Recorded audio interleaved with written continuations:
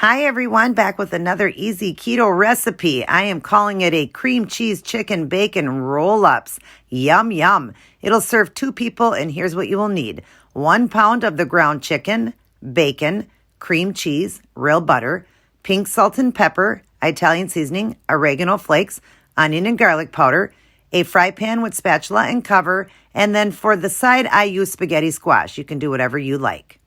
You're going to start by taking 4 chicken patties and set them out on a plate, and then add 1 ounce of cream cheese to each one, and the package will show you how to do that. Roll them up so the cream cheese is completely encased, and then take 2 slices of bacon for each one and wrap it all around it.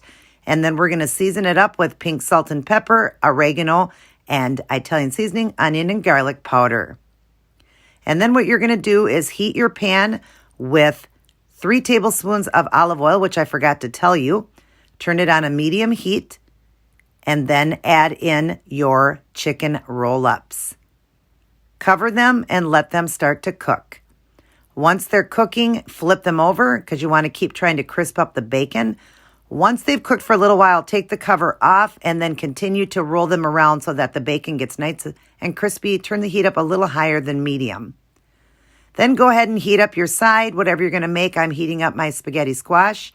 And then go ahead and serve up your plate. I added Parmesan and real butter to my squash, and this was delicious.